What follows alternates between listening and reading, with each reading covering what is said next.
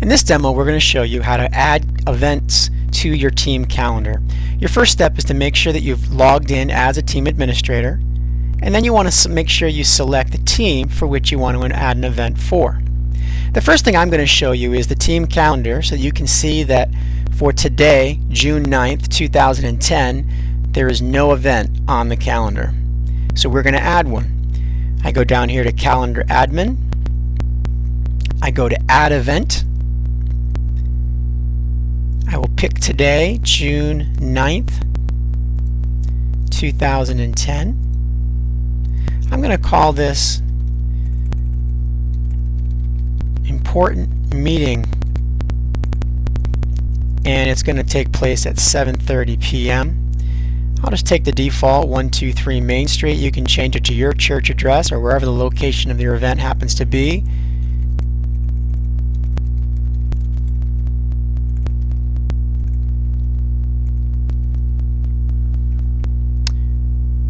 In our particular case, we're going to say it's not a repeating event. We're going to show it on the calendar.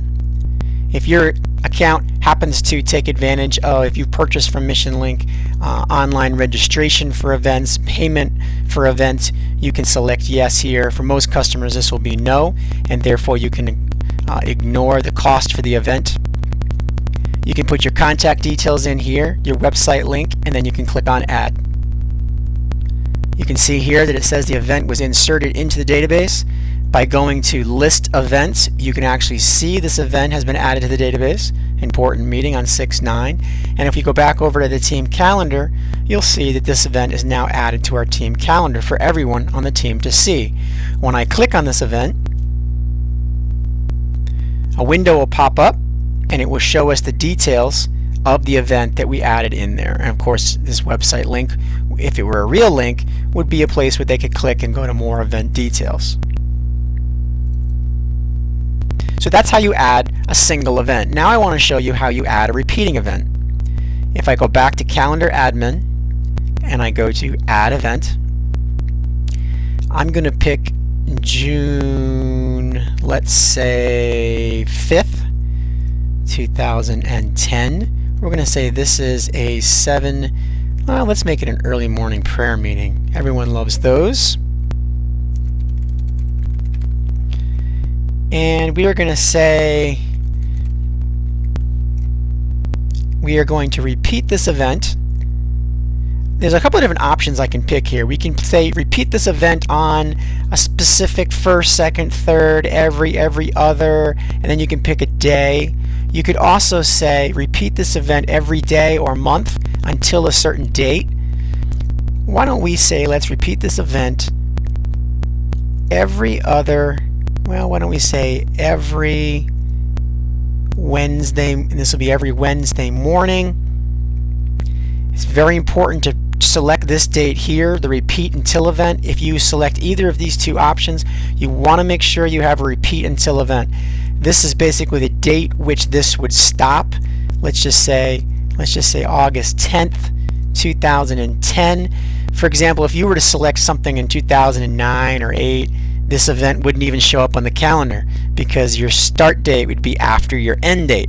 So you want to make sure that your end date is definitely after your start date, so the calendar will show up. We'll double check. June 5th is the start date, and that's before August 10th. Okay, that works. So we're going to say yes, show on calendar. We're going to ignore these two. And the contact information, how about we just change this so you know that it's actually changing. And we will change that www, and we'll do Google. We'll say add event inserted into database. If I go to list events, you'll notice that only 2 events are listed, but it says here repetition every Wednesday of every month, start date and end date. And so what you can also do up here, if I go over to the calendar, you can now see your team calendar. Notice that our morning prayer meeting has been inserted, but our important meeting Wednesday night is still there.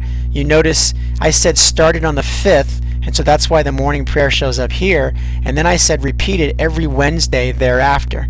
So you can see how it goes through there. If I were to click next month, you would see it would continue through the month of July, and then you go into August and it stops on the 4th because we said stop on the 10th, and the 11th would have been the next Wednesday meeting. And so that's how you can set up simple events. If I go back into Calendar Admin, if I were to go to Delete an Event, I could select either one of these. Let's delete our important meeting and say delete. Database updated. I go to List Events. You notice it's missing from the list. We can confirm that by going back over to the team calendar, and you'll notice that my important meeting that was supposed to be on Wednesday night the 9th is no longer there.